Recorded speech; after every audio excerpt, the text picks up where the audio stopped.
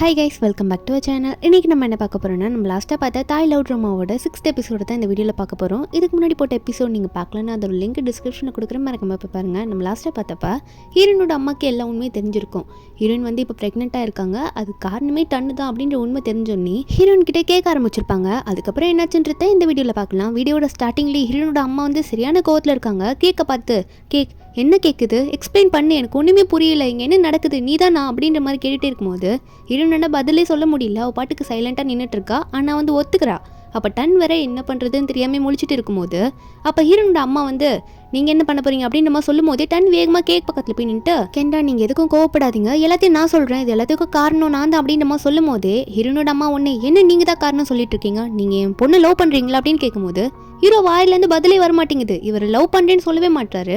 இது ஒரு எதிர்பாராமல் நடந்த ஒரு விஷயம் தானே, அதனால லவ் பண்ணல அப்படின்றது அவங்க அம்மாக்கே புரியுது. அவங்க அம்மா கேட்குறாங்க, என்ன கேக், நான் கேட்குறேன், 2 பேரும் பதில் சொல்லவே மாட்டேறீங்க, லவ் பண்ணலன்னா என்னது, எனக்கு ஒன்றும் புரியல, எப்படி பண்ணி வச்சுருக்கீங்கன்னு சொல்லிட்டு என் பொண்ணோட வாழ்க்கையே போயிடுச்சுன்ற மாதிரி கெண்டா அழ ஆரம்பிச்சிடுறாங்க. டன்னால பதிலே சொல்ல முடியல. அவர் லவ் பண்ணுறாரா இல்லையான்றது அவருக்கே இன்னும் தெரிய மாட்டேங்குது. அவர் ஒரு பக்கம் என்ன பேசுறதுன்னு தெரியாமல் முழிச்சிட்டே இருக்கும்போது கேக்கோட அம்மா வேற, உங்களுக்கு இப்படி தான் நான் உங்களை கூப்பிட்டு உள்ளே உட்கார வச்சேன் என் வீட்டுக்குள்ளே, கேக் ஷாப்புக்கு இதுக்கு தான் என் பொண்ணு பக்கத்துக்கு வந்தீங்களா, என் பொண்ணு வாழ்க்கையை நாசம் பண்ணிட்டீங்க அப்படின்னு சொல்லிட்டு வாய்க்கு வந்த வார்த்தையில கண்டுபிடி டன்னை வந்து திட்டி விட்டுடுறாங்க. டன்னுக்கும் என்ன பேசணும்னு புரிய மாட்டேங்குதா. ஒரு சமயத்தில் கண்டா வந்து டன்னை பார்த்து, இனிமேல் என் பொண்ணு பக்கத்துல நீ வராத, வெளியே போ, என்னதான் இருந்தாலும் நீ ஒரு சூப்பர் ஸ்டாரே வந்தாலும் எனக்கு என் பொண்ணு தான் முக்கியம், என் பொண்ணோட வாழ்க்கையை கெடுத்துட்டு நீ உள்ளே வந்து நாடகம் போட்டுட்டு இருக்கேன்னு சொல்லிட்டு டன்னை வெளியே போய் சொல்லிடுற. டன்னுக்கும் அங்கே பேச ஒன்றும் அவரும் கிளம்பிடுறாரு. அதுக்கப்புறம் கண்டாவும் நம்ம ஹீரோனை பார்த்து, என்ன கேக் இப்படி பண்ணிட்ட, நீ ப்ரெக்னென்ட் ஆன, ஓகே, அதுவும் ஒரு பெரிய தப்பு தான், அதை விட நீ அதை என்கிட்ட சொல்லாமல் மறைச்சு பார்த்தியா, நீ அங்கே இருக்க, ஏன் இப்படி பண்ண, என்கிட்ட தான் எல்லா உண்மையும் சொல்லிடுவல, எதுக்கு மறைச்சேன்னு சொல்லிட்டு அவங்க கோமா பேசும்போது கேக் வந்து அழுறா.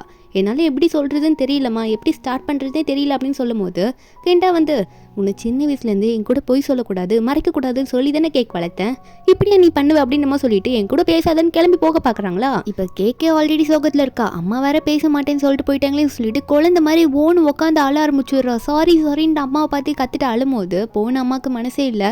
பொண்ணு இப்படி அழுறாள்னு சொல்லிட்டு வேகமாக வந்து கேக் அல்லாத கேக்குன்னு கட்டி பிடிச்சி, கேக் நான் உனக்காக எப்பயுமே இருப்பேன், சரி நீ ஏதோ ஒரு விஷயத்தில் பயந்து போய் மறைச்சிட்ட, நம்ம இதை எப்படியாவது ஃபேஸ் பண்ணிக்கலாம் கேக் சொல்லிட்டு சமாதானம் தான் படுத்திட்டு இருக்காங்க. ஒரு பக்கம் டன்னு தான் காட்டுறாங்க. டன்னை வந்து இந்த கசின் எங்கேயோ கூட்டிகிட்டு வந்திருக்கான், ஏதோ அஃபிஷியல் சொல்லிட்டு அவங்களோட ஆஃபீஸ்க்கு கூட்டிகிட்டு வந்திருக்கான். கான்ட்ராக்ட்லாம் போட்டிருப்பார்ல டன்னு, அந்த இடத்துக்கு தான். என்னென்னு பார்த்தா கான்ட்ராக்ட் போட்டிருப்பாங்களே பெரிய இடத்துல, அவங்களாம் வந்து இப்படி டன் வந்து கான்ட்ராக்டை மீறி ஒரு பொண்ணோட ரிலேஷன்ஷிப்பில் இருக்காருன்னு தெரிஞ்சு அவர் வர சொல்லியிருக்காங்க. அவரை கூப்பிட்டு என்னன்னு பேசுறதுக்காக தான் கூப்பிட்டு இருக்காங்க. கசினோ எப்படி பேசுங்க அப்படி பேசுங்கன்னு சொல்லிட்டு இருக்கான். உள்ளே போய் டோர் திறந்து பார்த்தா 2 பேரையும் அங்கே இருக்க நிறைய பேர் வந்து நீங்கள் எப்போ தான் வருவீங்க அப்படின்ற மாதிரி வெயிட் பண்ணிட்டு உட்காந்துட்டு இருக்காங்க. டன் அவங்க எல்லாரையும் பார்த்தோன்னே, டே கசினு என்ன பண்ண போகிறோமோ அப்படின்ற மாதிரி தான் அவர் பார்த்துட்டு இருக்காரு. ஒரு பக்கம் கெண்டாவை காமிச்சா கெண்டா பாட்டுக்கு சிரிச்சுக்கிட்டு கேக்கிட்ட பேச ஆரம்பிச்சிடுறாங்க. அவங்களோட கோவமே கொஞ்ச நேரம் தான், என்னதான் இருந்தாலும் பொண்ணு அழும்போது அவங்களால அந்த கோவத்தை வந்து ரொம்ப நேரம் வச்சுக்கவே முடியல. கேட்க பார்த்து, கேக் நீ எதுக்குமே கவலைப்படாத, என்னதான் இருந்தாலும் எனக்கு உண்மையில ரொம்ப பெருமையாக இருக்கு, ஒரு பிரச்சனை வரும்போது உன்னோட ப்ரெக்னென்சியை நீ அபார்ட்லாம் பண்ணல அப்படின்னு சொல்லும் போது நம்ம கேட்க வந்து, ஆமாம்மா நான் என்னென்னமோ நினச்சேன், ஆனால் எனக்கு இப்போ அந்த குழந்தைய வளர்க்கணும்னு தான் தோணுது அப்படின்னு நம்ம சொல்லிட்டு இருக்கா. இதில் இந்த சாவும் இருப்பான்ல, அதான் அந்த ப்ரெஸ் மீட்டில் வந்து எப்போ பார்த்தாலும் டன்னை வந்து மாட்டி விடணும்னு சொல்லிட்டு எதனா நியூஸ் கிடைக்குதான்னு பார்த்துட்டு இருப்பானே, அவள் வந்து எதோ ரிசர்ச் பண்ணி ஹீரோனோட ஃப்ரெண்டு தானே இன்ஸ்டாகிராமில் எல்லா உண்மையாக லைவ்ல சொல்லியிருப்பா, அவளோட ஃப்ரெண்டு யாருன்னு கண்டுபிடிக்கலான்ற மாதிரி ஃப்ரெண்டோட இன்ஸ்டாகிராம்லேயே போயிட்டு கேக்கை வந்து கண்டுபிடிச்சிடுறான். அந்த கேக்கோட ஃபேஸை பார்த்தோன்னே, இந்த பொண்ணு தானே அன்றைக்கி ஸ்டோர் ரூமில் பார்த்தோம், டன்னோட ஒர்க் பிளேஸ்லேயே தானே இருந்தா, அப்போ கண்டிப்பாக தண்ணி இந்த பொண்ணு கூட தான் ரிலேஷன்ஷிப்பில் இருக்கணும். அது மட்டும் இல்லை, அன்றைக்கி காரில் ஒரு பொண்ணு கூட போனாலும் தனியாக, அதுவும் இந்த பொண்ணை தான் இருக்கணும், எல்லா நியூஸையும் நான் வெளியே விடுறேன் அப்படின்ற மாதிரி ரொம்ப வில்லங்கமாக சிரிச்சிட்டு இருக்கான். நம்ம கேக்கோட ஃபோட்டோ பார்த்துட்டு ஒரு பக்கம் கேக் இதெல்லாம் எதுவுமே தெரியாமல் ஒர்க்குக்கு போனா அங்கே இருக்க கேக் ஒரு ஃப்ரெண்ட்ஸ்லாம், கேக் இங்கேயே நீ வந்த பற்றின ஏதோ ஒரு நியூஸ் வந்து வைரல் ஆகிட்டு இருக்கு, அதுவும் உன்னையும் தண்ணியும் வச்சு போட்டுட்டு இருக்காங்க, ரிப்போர்ட்டர்ஸ்லாம் இங்கே தான் வெயிட் பண்ணிட்டு இருக்காங்க, சீக்கிரம் தப்பிச்சு போ அப்படின்ற மாதிரி கேக்கை பார்த்து சொல்லிட்டு இருக்காங்க. கேக்கு ஒன்றும் புரியல, எந்த நியூஸை பற்றி பேசுறீங்க, கிளியராக சொல்லுங்க இந்த மாதிரி கேட்டுகிட்டே இருக்கும்போது திடீர்னு அங்கே வந்து ரிப்போர்ட்டர்ஸ்லாம் வந்துடுறாங்க. வந்துட்டு கேட்க பார்த்து, கேக் உங்களுக்கும் டன்னுக்கும் என்ன சம்மந்தம், நீங்கள் என்ன ரிலேஷன்ஷிப்பில் இருக்கீங்க, இது ஒரிஜினலாக இல்லை என்ன எப்படி நாங்கள் எடுத்துக்கிறதுன்ற மாதிரி மாற்றி மாற்றி கேள்வி கேக்குக்கு ஒன்றுமே புரிய மாட்டேங்குது, என்னடா இவனுங்க இப்படி கேட்குறாங்களே அப்படின்ற மாதிரி பார்த்துட்டே இருக்கும்போது திடீர்னு ஒருத்தன் பைக்கில் வந்து நம்ம கேட்க பார்த்து, கேக் வா நம்ம இங்கேருந்து போகலாம் அப்படின்ற மாதிரி கை நீட்டி கூப்பிட, நம்ம கேட்கும் இதாண்டா சான்ஸ், தப்பிச்சு போய்தான் ஆகணும், வேற வழி இல்லை, யாராக இருந்தா என்னன்னு சொல்லிட்டு ஏதோ வாய்ஸ் மட்டும் கொஞ்சம் தெரிஞ்சவங்க குரல் மாதிரி இருக்கிறதுனால ஒரு நம்பிக்கையில் வந்து அவன் கூட ஏறி உட்காந்து போயிடுறாளா. அப்புறம் கொஞ்சம் நேரம் கழிச்சு நியூஸில் காட்டுறாங்க. என்னன்னு பார்த்தா டன்னும் இந்த நியூஸ்லாம் பார்க்க ஆரம்பிச்சுறாரு. நியூஸில் வந்து டன்னும் கேக்கோட பிக்சரும் போட்டு ஒரு கொஷின் மார்க் போட்டு இந்த பொண்ணுக்கும் டன்னுக்கும் நடுவில் என்ன ரிலேஷன்ஷிப் போட்டுட்டு இருக்கு, இந்த பொண்ணு டன்னால பிரெக்னெண்ட்டாக இருக்காளா இல்லையான்ற மாதிரி ஏகப்பட்ட கொஷின் மார்க் கூட கீழே எழுதி போட்டுட்டு இருக்காங்க போஸ்ட்டு கீழே. டன் இதெல்லாம் பார்த்துட்டே இருக்கும்போது பயந்துடுறாரு.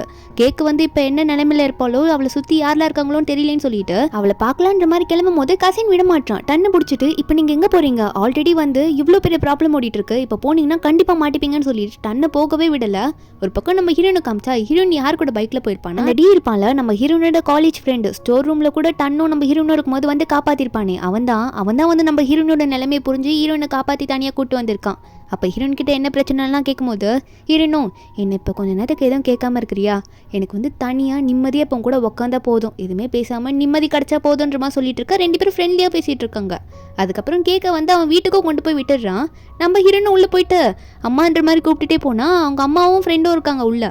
அப்போ நம்ம ஹீரோயினும் அவங்க அம்மா கிட்ட ஸ்ட்ரெயிட்டாக போயிட்டு, அம்மா உங்ககிட்டயும் நிறைய ரிப்போர்ட்டர்ஸ் வந்துட்டு கொஷின் மேலே கொஷினாக கேட்டாங்களாமே, ஃப்ரெண்டு தான் எனக்கு கால் பண்ணி சொன்னான்ற மாதிரி சொல்லிட்டு இருக்கா. அது மட்டும் இல்லை என்னால் தான் உங்களுக்கு இந்த நிலைமை சாரின்ற மாதிரி சொல்லி அழுதுட்டு இருக்கா. என்னன்னு பார்த்தா நம்ம ஹீரோயினோட வீட்டு வாசல் முன்னாடி வந்துட்டு நிறைய ரிப்போர்ட்டர்ஸ் வந்து கெண்டாவை பிடிச்சி கொஷின் கேட்டுட்டு இருந்திருப்பாங்க. அப்போ ஃப்ரெண்டுக்காரி தான் வந்து கெண்டாவை வீட்டுக்குள்ளே கூட்டிகிட்டு போயிட்டு எல்லாத்தையும் எக்ஸ்பிளைன் பண்ணிட்டு இருப்பா. இருந்தாலுமே வந்து இந்த இடத்துல ஹீரோனோட அம்மா வந்து நீ எது கவலைப்படுற கத்தாத அப்படின்னு நம்ம சொல்லும் போது ஃப்ரெண்டுக்காரி என்ன சொல்கிறான்னா, உன்னை என்னால் தான் கண்டுபிடிச்சிருப்பாங்கன்னு நினைக்கிறேன், இன்ஸ்டாகிராமில் உன் கூட தான் க்ளோஸாக இருக்கிற மாதிரி நிறைய ஃபோட்டோ போட்டிருக்கேன் அப்படின்னு நம்ம சொல்லிட்டே இருக்கும்போது கேட்க இப்போ எதனால டவுட் பண்ணியிருப்பாங்கன்ற மாதிரி எல்லாருக்கும் புரிஞ்சிருது. அப்போ கெண்டாவும் அந்த டியை பார்த்து, டி நீ வந்து கேக் கூட படிச்சவன் தானே, நீ தான் அவளை காப்பாற்றி கூட்டிகிட்டு வந்தியாப்பா, ரொம்ப தேங்க்யூன்ற மாதிரி கையில் வச்சு சொல்லிட்டே இருக்கும்போது யாரோ அதெல்லாம் ஃபோட்டோ எடுத்துகிட்டு இருக்காங்க. ஃபோட்டோ எடுத்து யாருக்கு அமுச்சிருக்காங்கன்னா அந்த சாவோ இருக்கான்ல அவனுக்கு தான் அமுச்சு விட்டுட்டு இருக்காங்க. சாவோ இந்த ஃபோட்டோ பார்த்து என்ன இந்த பொண்ணு இப்போ வேற ஒருத்தவங்க கூட பேசிகிட்டு இருக்கா அப்படின்ற மாதிரி பார்த்துட்டு இருக்கான் ஒரு பக்கம். அன்றைக்கி நைட் வந்து கெண்டா வந்து கேக்கை பார்த்து, கேக் இன்றைக்கி நிறைய டிஃப்ரெண்ட்டான கேக்லாம் செஞ்சேன், ஆனால் எதுவுமே விற்கலை, என்னை சுற்றி நிறைய ரிப்போர்ட்டர்ஸாக தான் இருக்காங்க அப்படின்னு நம்ம சொல்லும்போது கேட்கால ஆரம்பிச்சிடுறா. எல்லாமே என்னால் தான்மா, என்னால் தான் உங்களுக்கு இவ்வளோ பெரிய பிரச்சனை, அதனாலே நீங்கள் புதுசாக என்ன கேட்க ஆசையாக செஞ்சாலும் அதெல்லாம் விற்கவே இல்லை, இதெல்லாம் என்னால் தான் அப்படின்னு நம்ம சொல்லிட்டு ரொம்ப அழும்போது கெண்டாவும் என்ன சொல்கிறாங்கன்னா, ஏன் கேட்க அழுகுறா, இதெல்லாம் கொஞ்ச நாளைக்கு தான், இப்படி நீ அழுதுட்டே இருந்தேன்னா நான் என்ன பண்ணுறது, இதெல்லாம் என்னால் தானே வந்துச்சு அப்படின்னு நம்ம சொல்லும் போது கேட்க கொண்டும் புரியல. அப்போ தான் கெண்ட சொல்கிறாங்க, அன்றைக்கி நைட்டு வந்து அந்த ஃபோட்டோவை நீ வாங்கிட்டு வான்னு உன்னை நான் தேட அனுப்பலைன்னா நீ வந்து போயிருக்க மாட்டல்ல, கோவமா இல்லாமல் நல்லா பேசியிருந்தேன்னா நீ போயிருக்க மாட்டல்ல, எனக்கு கில்ட்டியாக ஃபீல் ஆகுது, நீ அழாத கேட்குன்ற மாதிரி கட்டி பிடிச்சி அப்போ கூட சமாதானப்படுத்திட்டு இருக்காங்க. கேட்க வந்து சரிமான்ற மாதிரி சொல்லிட்டு இருக்காளா. அவங்க அம்மா போன அப்புறம் இவளே இந்த கேக்கை சாப்பிட்லான்ற மாதிரி சாப்பிட்டு பார்த்தா அவள் சாப்பிட்டு ஒரு வாய் எடுத்து வச்சுன்னு, அம்மா என்னம்மா போ உன் டேஸ்ட் இப்படி போயிட்டுருக்கு அப்படின்ற மாதிரி நினச்சிட்டு இருக்கா. என்னென்னு பார்த்தா கேக்கெல்லாம் புளிப்பாக இருக்கான். இருந்தாலும் அம்மா செஞ்சாங்கன்னு சொல்லிட்டு எல்லாத்தையும் நல்லா ஃபுல்லாக சாப்பிட்டுட்டு இருக்கா. சாப்பிட்டு முடிச்சுட்டே இருக்கும்போது யாரோ வெளியேந்து வர சவுண்டு கேட்குது. அதுவும் ஜன்னல்லேருந்து எகிரி குச்சி வர சவுண்டு கேட்கவும் கேக்குக்கு பயமாயிடுச்சு. யாருன்னா ரிப்போர்ட்டர்ஸ் வீட்டுக்குள்ளேயே பொந்துட்டாங்களா அப்படின்ற மாதிரி டேபிள் கீழே ஒளிஞ்சிட்டு இருக்காளா. அப்போ இவ்வளோ வெயிட் பண்ணிட்டு இருக்கா. கையில் ஏதோ ஒரு இரும்பு கேன் மாதிரி வச்சுட்டு இருக்கா. ஏதோ ஒரு கால் மட்டும் வருது. எவனோ ஒருத்தர் உள்ளே வந்துட்டான்டா அப்படின்ற மாதிரி பயத்திலே வந்து, சரி பயப்படக்கூடாது, அவனோட மண்டையில் போட்டு அவனை போலீஸ்கிட்ட பிடிச்சி கொடுத்துடலான்னு சொல்லிட்டு கேட்கும் வெயிட் பண்ணிட்டு டைம் கிடைக்கும் போது பின்னாடியே இருந்து அவனோட மண்டையிலேயே அந்த இரும்பு கேனை வச்சு அடிச்சிடுறாளா. அடிச்சோடனே அவர் பாட்டு கத்த ஆரம்பிச்சிடுறாரு. அதுக்கப்புறம் தான் யாருன்ற மாதிரி திரும்பி பார்த்தா அங்கே இருக்கிறது டன் தான். டன் வந்து கேட்க பார்த்து, கேக் நான் தான், டன்னு அடிக்காத அப்படின்ற மாதிரி கத்திட்டு ஷாக்கில் நிற்க கேட்க வந்து நீங்கள் என்ன பண்ணுறீங்க அப்படின்ற மாதிரி பார்த்துட்டு இருக்கா. அதுக்கப்புறம் டன்னை உட்கார வச்சு மருந்தெல்லாம் கொடுத்துட்டு இருக்கா. டன்னை வேற பார்த்து, டோர் வழியாக வர தெரியாதா, எதுக்கு இப்படி ஒளிஞ்ச மாதிரி வரீங்க, நான் ரிப்போர்ட்டர்ஸ்ன்னு நினச்சி ஏதோ பயத்தில் தலையில் அடிச்சிட்டேன்னு சொல்லும் போது டன்னோ அதுக்கு நிம்மடி அடிப்பேன்ற மாதிரி சிரிச்சிட்டு இருக்காரு. அதுக்கப்புறம் நம்ம ஹீரோனை பார்த்து, இன்னைக்கு ஃபுல்லாக நீ காலே அட்டன் பண்ணி பேசல என்னோட காலை, அது மட்டும் இல்லை ஏகப்பட்ட நியூஸ்லாம் வந்துச்சு, உனக்கு ஏதோ ஆயிருக்கோன்ற பயத்தில் தான் நான் இப்படி எகிரி குச்சி வந்தேன்னு சொல்லும் போது அதுக்கு கேட்கும், ஃபர்ஸ்ட் இருங்க உங்கள் தலையில் அடிபட்டுருச்சுன்னு நினைக்கிறேன், அங்கே ஐஸ் கியூப்ஸ் வைக்கிறேன்னு சொல்லிட்டு ஏதோ கிளாத் மாதிரி இருக்கா, அதை எடுத்து நம்ம டன்னோட தலையில் வச்சுட்டே இருக்கல. டன்னு வந்து உடனே நம்ம ஹீரோனோட கையை பிடிக்க, ஹீரோன் வந்து நீங்களே வச்சுக்கோங்க போங்க அப்படின்னு மாதிரி சொல்லிட்டு இருக்கா. அப்போ டன்னும் வந்து நம்ம ஹீரோனை பார்த்து, நீ எதுக்குமே கவலைப்படாத, என்னோட கான்ட்ராக்டை பற்றி நான் சீக்கிரம் அவங்கக்கிட்ட பேசுகிறேன், நம்மளோட ரிலேஷன்ஷிப் பற்றி அவங்கக்கிட்ட எக்ஸ்பிளைன் பண்ணுன்னு சொல்லும்போது கேட்க வந்து, இதெல்லாம் சாத்தியம் தானா, என்னதான் இருந்தாலும் நீங்கள் சூப்பர் ஸ்டாரில் அப்படின்னு நம்ம சொல்லிட்டு பேசிட்டே வெளியே நடந்து போயிட்டு இருக்காங்க. அப்போ கேண்டு அங்கே வந்துடுறாங்க.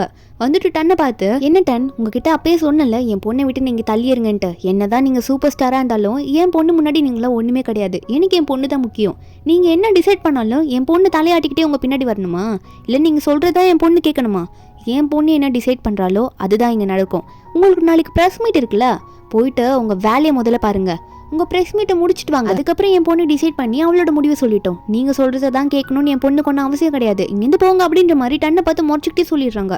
டன்னுக்கும் அங்கே எதுவும் பேச முடியல, ஏன்னா அவர் தப்பு பண்ணியிருக்கிறது அவருக்கே புரியுது.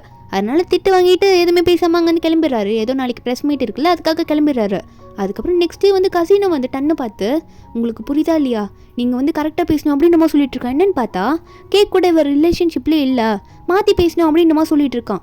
அந்த உமனுக்கும் உங்களுக்கும் தொடர்பே இல்லை, அப்படி தான் நீங்கள் சொல்லணுன்ற மாதிரி சொல்லி கொடுத்துட்ருக்க. அதுவும் கான்ட்ராக்ட் பற்றிலாம் சொல்லிட்டு இருக்கான். இது நமக்கு தேவையில்லாமல் பிரச்சனை, கரெக்டாக சொல்லுங்கள். அந்த பொண்ணுக்கு நீங்கள் ரெஸ்பான்சிபிலிட்டி எடுத்தால் போதும்ல, அதெல்லாம் காசு கொடுத்து பார்த்துக்கலாம், இல்லைன்னா பக்கத்தில் இருந்து கூட பார்த்துக்கலாம்.